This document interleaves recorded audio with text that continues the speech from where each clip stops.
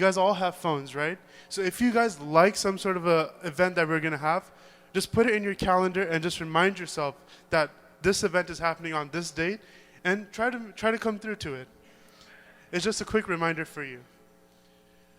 Like, for example, yesterday, in conjunction with IOK, we had the second of the series of tafsir classes on Surah Al-Mulk with Sheikh Farhan Zuberi.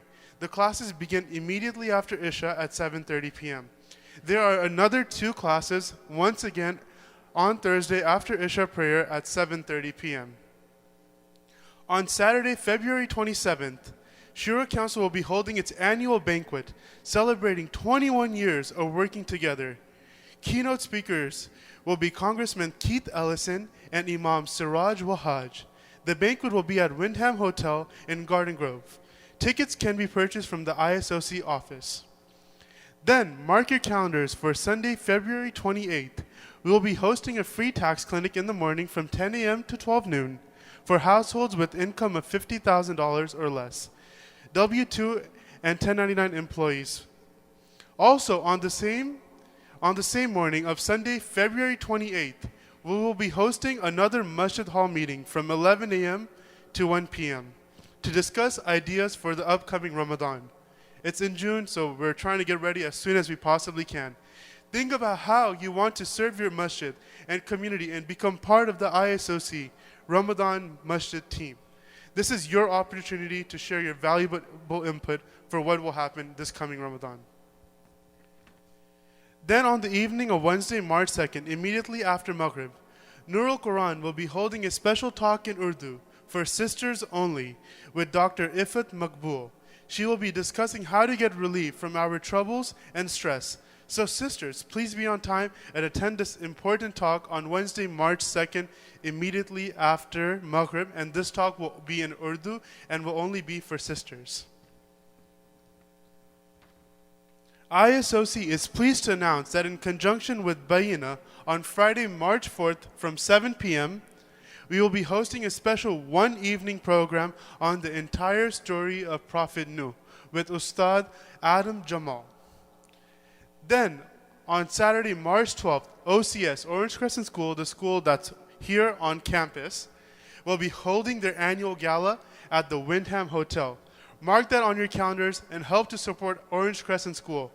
Tickets are on sale. You can purchase them at the ISOC office or at the Orange Crescent School main office. Remember to support the school that has brought up many of our children. Not my children, I don't have any.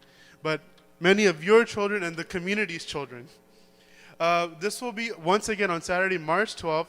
And our guest speakers will be Dr. Iman Bayoun and Sister Yasmin Mujahid.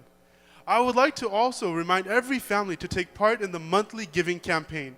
You can automatically donate through your bank or credit card, whatever amount you want each month. There will be no hassle for you. It will automatically just be deducted from your bank account or credit card. We are hoping that each family will make a commitment today. More information is available either at the booth outside, the ISOC office, or at the financial office. And a reminder that Rahma Cafe and Shamia will be offering a selection of new menu items. We hope you will enjoy these new delicious additions. ISOC is pleased to welcome our guest khatib for today, Shaykh Jamaal Diwan. And lastly, to end on a sad note, we will be praying Salatul Janazah for Brother Semi Umar Meles. Please, we give him our condolences on my behalf and on the behalf of the Islamic Society. Thank you very much, and Assalamu alaikum.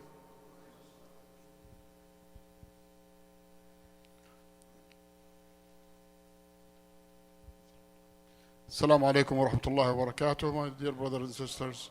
I, as the Vice Chairman of the Islamic Society of Orange County, with heavy heart, I extend our condolences to the family of the deceased, and especially to Sister Naziha Wara, that has done a lot of work in the interfaith arena in this community and many other communities.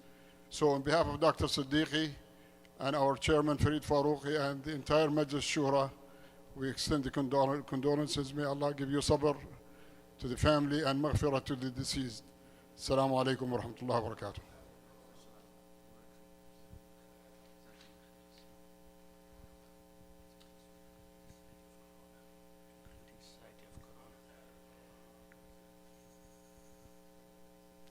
The family and the Islamic Society of Corona extend their condolences as well. And may Allah bless you all. Thank you so much.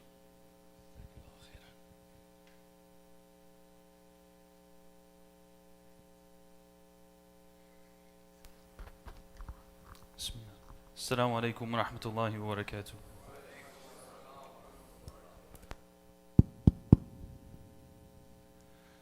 Allahu Akbar, Allahu Akbar. Allahu Akbar, Allahu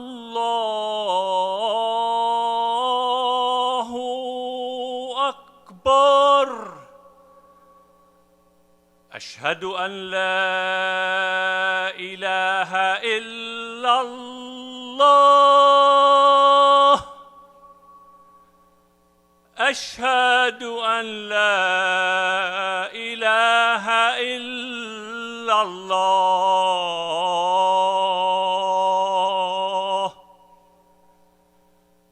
أشهد أن محمدًا رسول الله. أشهد أن محمدًا رسول الله.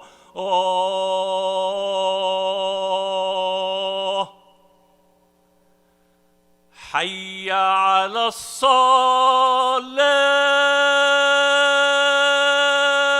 الصلاة. حي على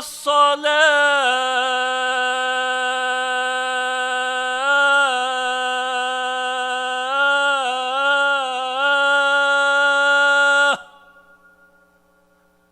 حي على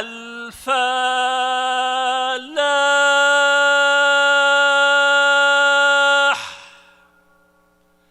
حي على الفلاح.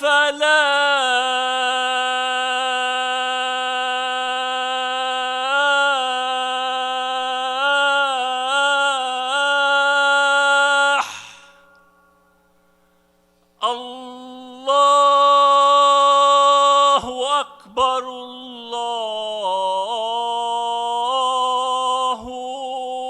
أكبر. لا إله إلا الله.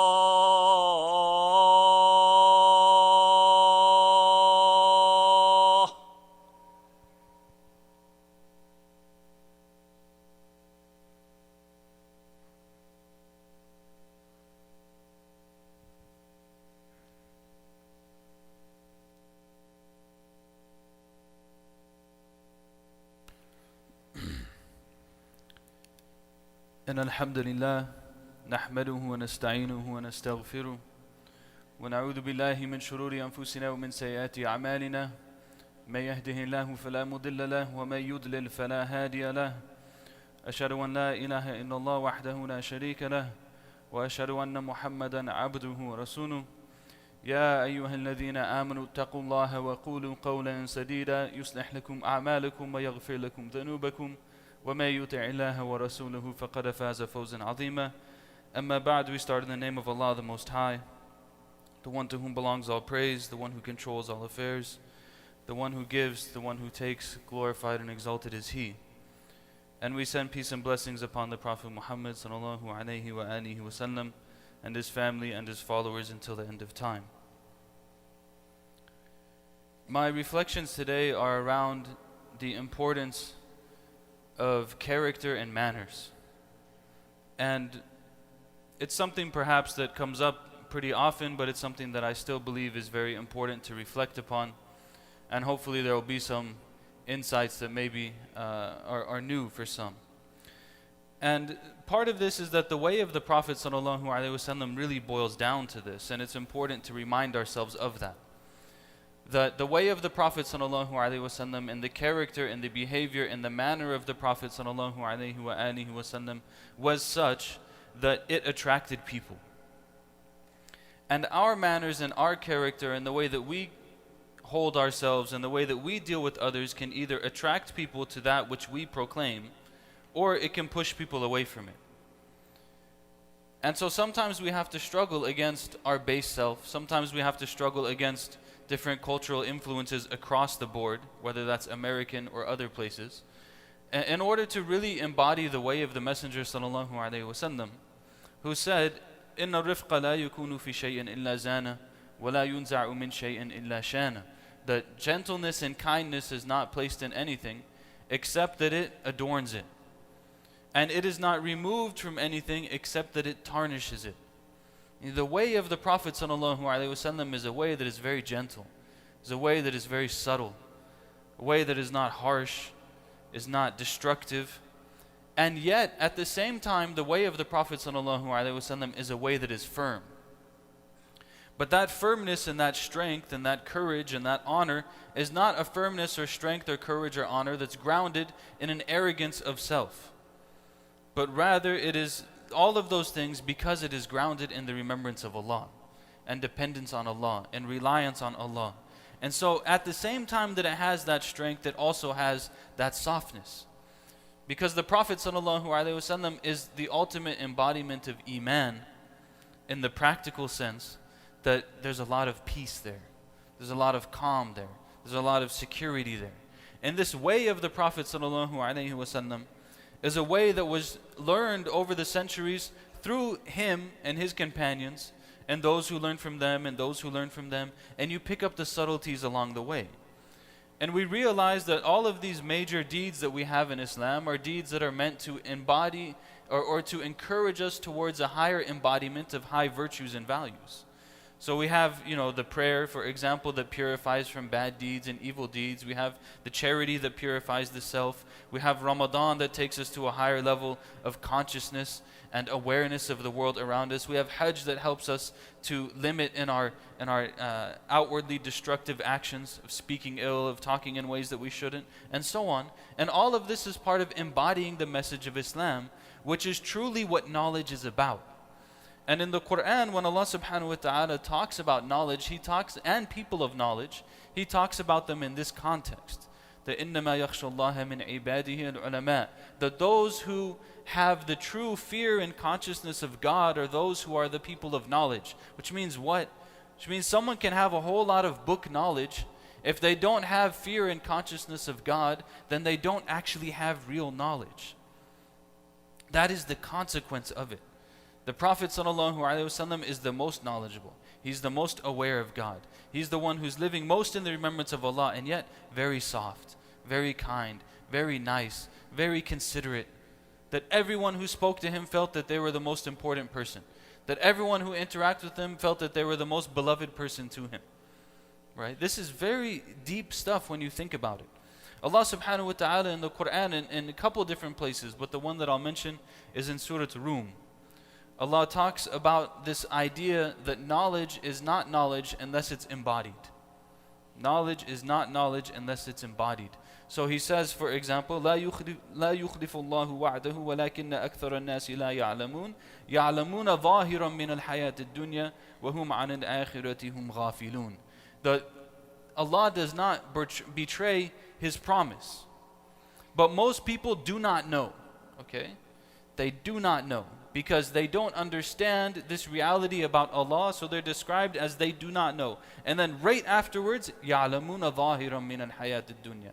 They know that which is apparent from this world. So what is Allah doing? He's saying that these people, they have outward knowledge of the world, of their business, of their trade, of how to make money, of how to deal with people, how to, whatever they need in their outward worldly knowledge, they have it.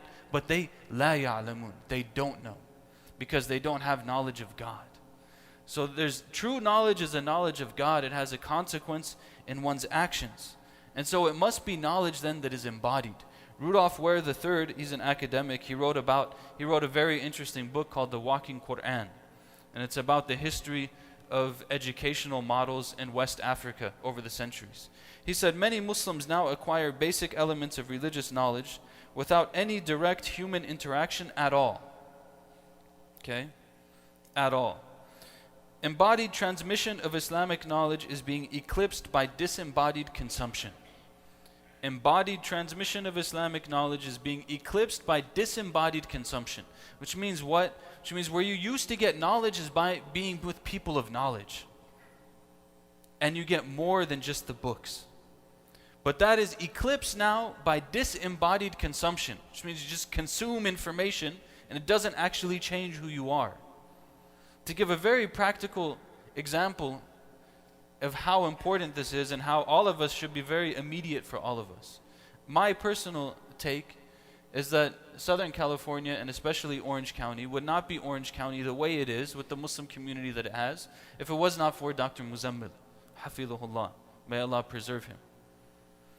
Every day, day in and day out for decades, embodying knowledge in the way that he interacts with others, in the way that he answers questions, in the way that he has patience over the community for years upon years, right? If we had just received Dr. Muzammil's books and his audio lectures and his internet videos and whatever it might be, it wouldn't be the same.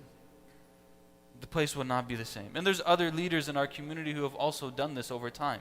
But the embodiment of the knowledge and getting that embodiment through interacting with the people is very, very important. And part of this is that there's information and understandings about how we live that are not in the books. They're passed on from teacher to teacher over time. So we have to spend time then with the people of knowledge, and we learn how to embody what that is. And we also hold people of proclaimed knowledge to those general rules of Islam that we know. We know the body of the Sharia. We know the greater values and virtues of Islam. They don't need a whole lot of explanation. For someone that they should be honest, they should be trustworthy, they shouldn't lie, they shouldn't have foul speech, they shouldn't be kind of tricky in the way that they do things. All of this stuff is an indication that it's not being embodied, right? But we, as ourselves, we try to do this. And there's some amazing examples of this in Islamic history. I'm going to give you a couple of them just to kind of bring it out, and then we have to tie it up before we finish. One of them is this statement that I think was incredible. And just think about how important then it is for people, because manners in the end, what we're talking about, is trying to be as close to the Prophet ﷺ as we can. This is not just about being polite. It's not just about respecting people. It's not, the end goal of all of this is I love the Prophet ﷺ, and I want my behavior to be as close to him as I possibly can. That's what this is in the end of the day. So look at this statement. They said the closest person in their behavior and their mannerisms to the Prophet ﷺ was Abdullah ibn Mas'ud radiyallahu anhu. And then they said the closest to Ibn Mas'ud was Alqamah. And the closest to Alqamah was Ibrahim al-Nakhai. And the closest to Ibrahim was Mansur ibn Mu'tamar. And the closest to him was Sufyan al-Thawri. And the closest to him was Waki'. And the closest to him was Ahmad ibn Hanbal radiyallahu anhum ajma'in. Rahimahumullah ajma'in. All of the point of this is to think about how serious people took it to try to be as close to the Prophet ﷺ as possible. Because look at this generation of people that we're talking about. These are not, you have Umar and you have Abu Bakr and you have Uthman and you have Ibn Abbas. And you have all of these people there, and yet they're able to say Ibn Mas'ud was the closest. This is a very detailed look at how close the person is to the Prophet ﷺ. And then in each of those generations afterwards, this one is closer, is closer, is closer. And then it ends, they say, with Ahmad ibn Hanbal, who was the closest to the one before him. He's the next inheritor of these people who are closest in behavior through all that line to the Prophet ﷺ. So what do you think that results in? Imam Ahmad, his circle in his time, his study circle in his time, 5,000 people used to attend his majlis. Okay? And this is not to say, oh, look at the guilt tripping thing, but to show how people were interested in behavior. So 5,000 people used to attend his majlis. 500 of them were writing hadith. 500 of them were writing hadith. They were actual students of hadith. The other 4,500 people, they said they were there to look at Imam Ahmad. وَيَتَعَلَّمُونَ مِنْ دَلِّهِ وَصَمْتِهِ وَأَدَبِهِ. They came just to watch Imam Ahmad so they can learn from how he behaves. This is how he talked to someone. This is how he answered the question. This is how he showed strong stance. This is where he was softer. All of those details of how to interact with the world and people, they're coming to see that from Imam Ahmad. Which is an amazing thing. Also consideration is how he showed deference. This is where he stood So another example of this, to show it in the early generations, is that of Muhammad ibn Sirin, rahimahullah. Ibn Sirin was a great scholar from amongst the Tabi'een, and he died around 100 after Hijrah. This story blows my mind. He died about 100 after Hijrah. He had a contemporary. Something funny Ibn Sirin used to do is when he was older, he couldn't make it to Hajj. He used to send some of his students. He would tell them, go to Hajj and look for Al-Qasim. His name was Al-Qasim, who also died around 100 after Hijrah. Both great scholars in their time. And when you find him, watch him. And bring back to me what he does. It's like, I want to know what kind of clothes does he wear. I want you to observe all of the details of how he lives. Right? And bring them back to me. And then Ibn Sirin would copy them.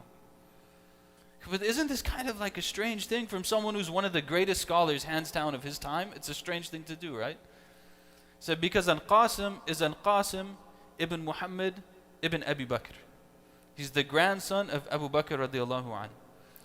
And his father died when he was young. And so he was actually raised by Aisha radiallahu anha. So Ibn Sirin said, go to this guy, Al-Qasim, watch him, because he grew up in the household of the Prophet sallallahu alaihi wasallam, by extension from Aisha radiallahu anha. So watch him and learn from him and bring it back to me, even though they were contemporaries. This shows this great emphasis on behavior and how people carried themselves. One of the places where this shows up is in how they deal with difference of opinion. One of the signs of the hypocrite that the Prophet ﷺ mentioned, إِذَا خَاصَمَ فَجَرَ. Right? If they get into an argument with someone, they just explode. Literally, this is the language of the hadith. They get into an argument with someone, they lose it. Just as soon as, just like that. And unfortunately, this is the well-known behavior of many Muslim majority countries. This is the assumed behavior of many Muslim majority countries. That, if you get in an argument with them, it's done. You don't even know, there's no end to where this is going to go. Right? Which is a terrible behavior. And one of the ways you see this then is in how people dealt with their difference of opinion. And there's so many examples, I just have to choose some of them. Which is that one of them, Imam al-Shafi'i, for example, he had one of his students, his own student, and he differed with them on an issue. They had a debate, argument, whatever. And the student went to leave, and after he went to leave, he took the reins of his animal and they went. He held the reins for him. And he said, you're holding, this is a very humble thing to do. Like the teacher is closing the door for the student or leading their car or whatever it might be. So he said to him, aren't we still brothers? We're still brothers, right? We just had this argument about this issue, but we're still brothers. I still love you. You still love me. This is how the relationship is supposed to be. Because in the end, this is about, again, the way of the Prophet ﷺ. It's not about me. It's not about you. It's not about this beef that exists between us or whatever it might be. It's about the way of the Prophet ﷺ. And they understood that, and that's why they took it seriously. And that's why one time, Asad ibn Furat, he says, بَلَغَنِي أَنَّ قوما كانوا يتناظرون بالعراق في العلم فقال قائل من هؤلاء فقيل قوم يقتسموا ميراث رسول الله صلى الله عليه وسلم. This is the point. He said, I heard this story that some people, they were arguing about issues and knowledge in this place. And someone said, who are these people? And he said, these are people, they're divvying up the inheritance of the Prophet sallallahu alaihi wasallam. That this knowledge embodied is the way of the prophets. That's why it matters. That's why we have to get over ourselves. That's why we have to deal with each other in nice ways. And that's why, inshallah, in the second half of the khutbah, we'll talk about another portion of it as we sum up, inshallah, and then get ready for the janazah. أقول قولي هذا وأستغفر الله لي ولكم فاستغفروه إنه هو الغفور الرحيم.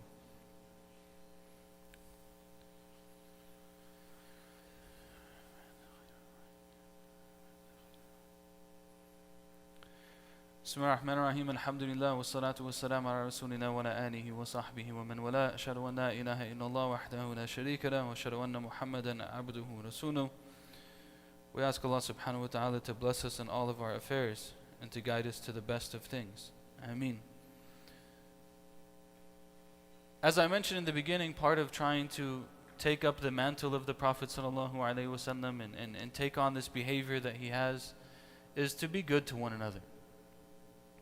The Prophet ﷺ, he said, Al-mu'minun hayyinun layyinun, that the believers, they're easygoing and they're laid back. And this is part of the paradox of the companions of the Prophet ﷺ. People, it's hard for us to understand at times. Like, these were people that when it came to deen, they didn't take anything lightly. Deen is very serious.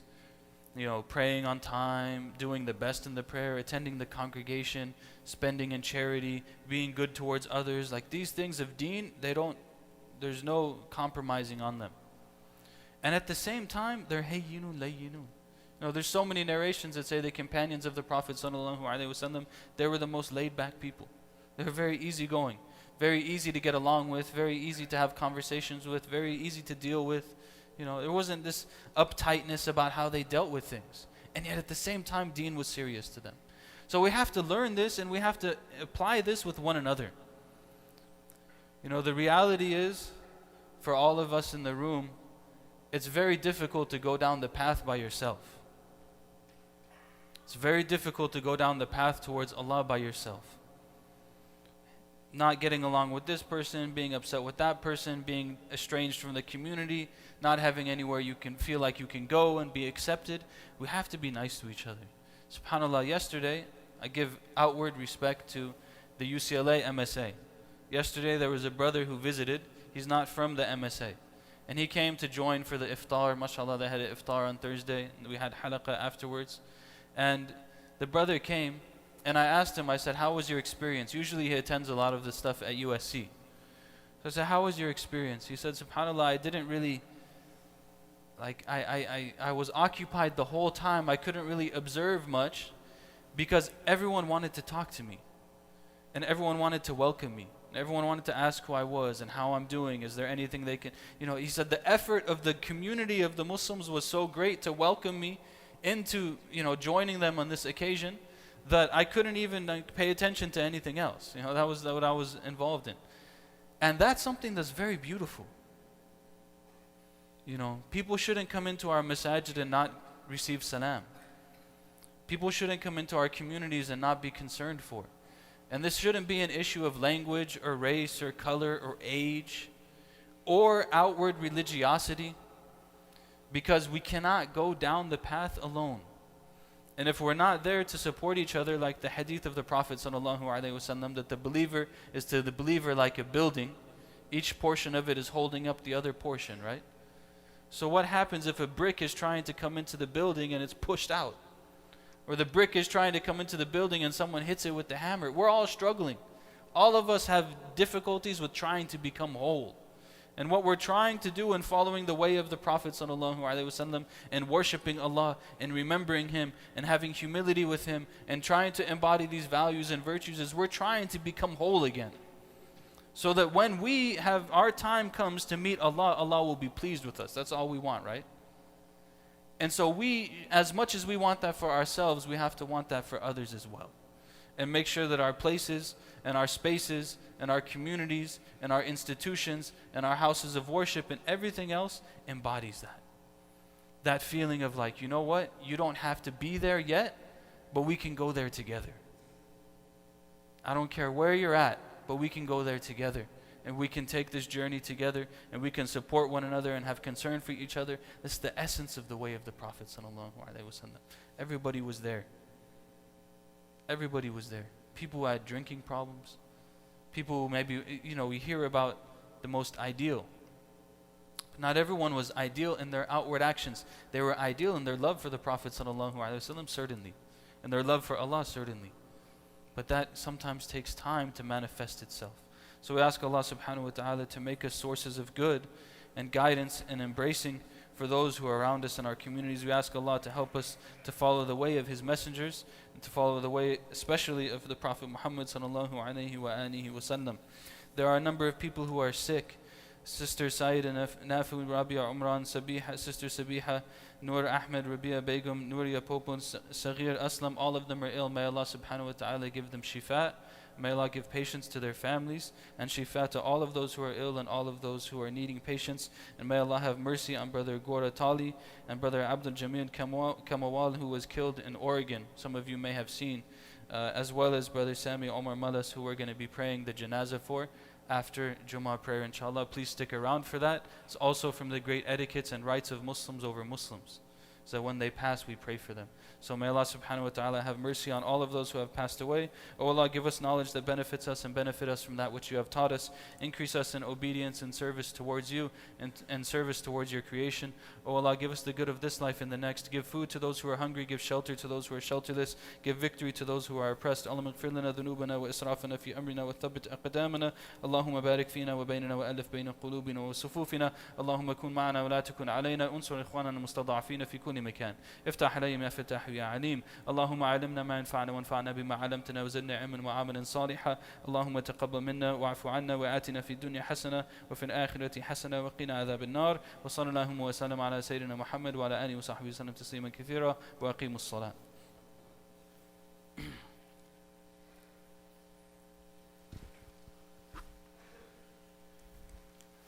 الله أكبر الله أكبر أشهد أن لا إله إلا الله أشهد أن محمدًا رسول الله حي على الصلاة حي على الفلاح قد قامت الصلاة قد قامت الصلاة الله أكبر الله أكبر لا إله إلا الله.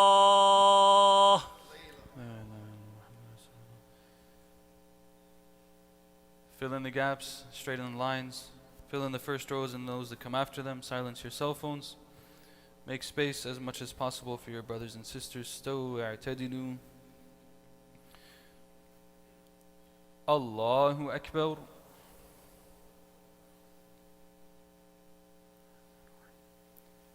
Alhamdulillahi Rabbil Alameen. Ar-Rahmanir Rahim. Maliki Yawmiddin. Iyyaka na'budu wa iyyaka nasta'in.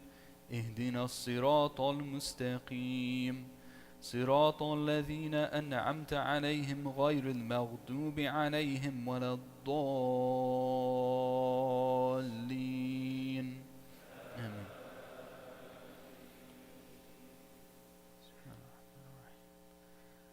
والعصر إن الإنسان لفي خسر إن الذين آمنوا وعملوا الصالحات وتواصوا بالحق وتواصوا بالصبر.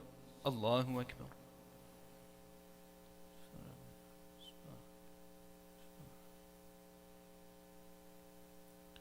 سمع الله لمن حمده. الله أكبر.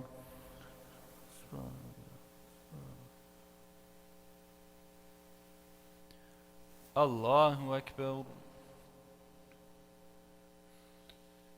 الله أكبر.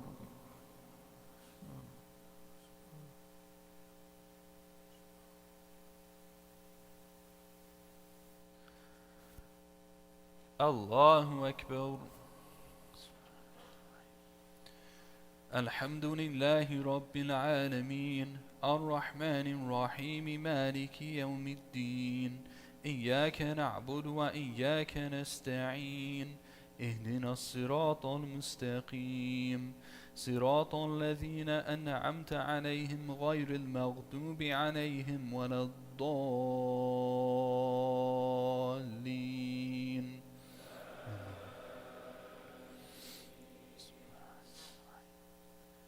قل هو الله أحد الله الصمد لم يلد ولم يولد ولم يكن له كفوا أحد.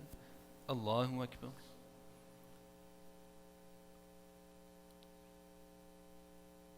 سمع الله لمن حمده. الله أكبر.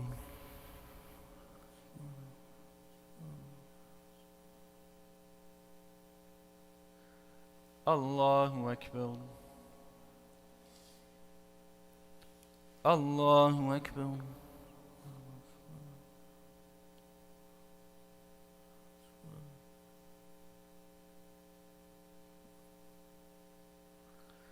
Allahu Akbar.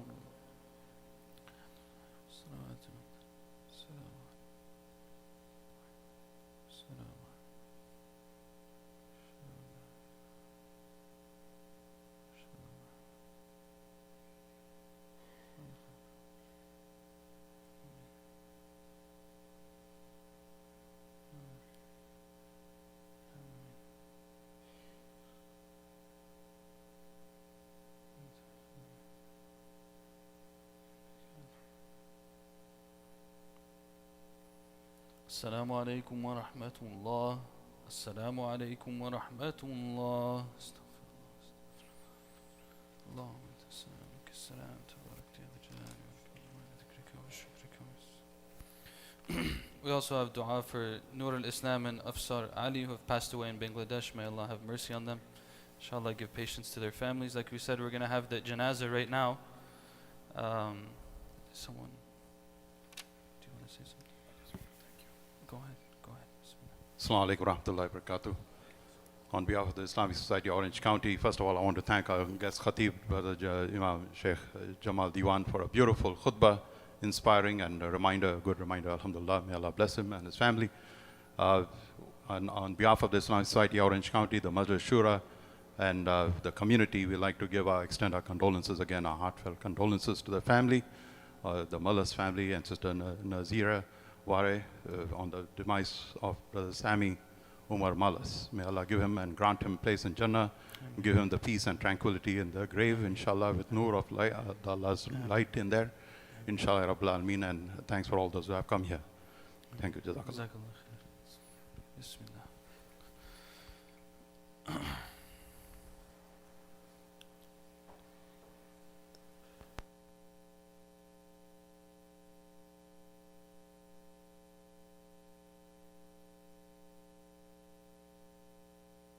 Khair. If the family can come forward, inshallah.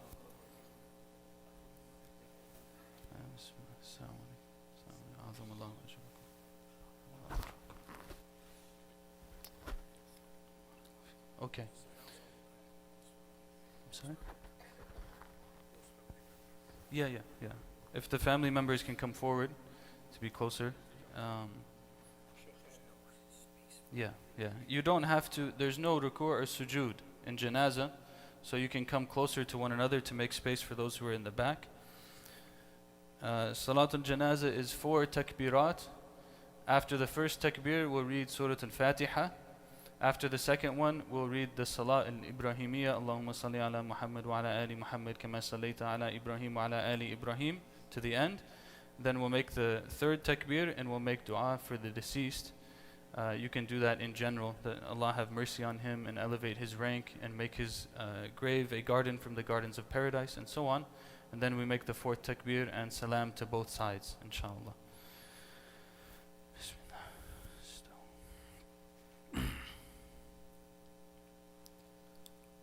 Allahu Akbar.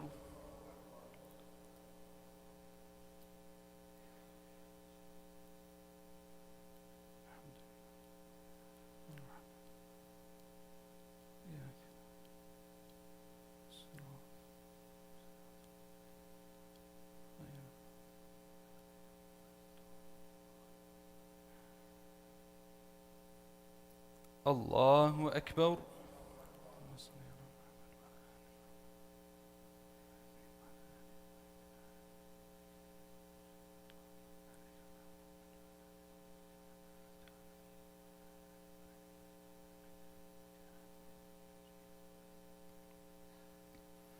Allahu Akbar.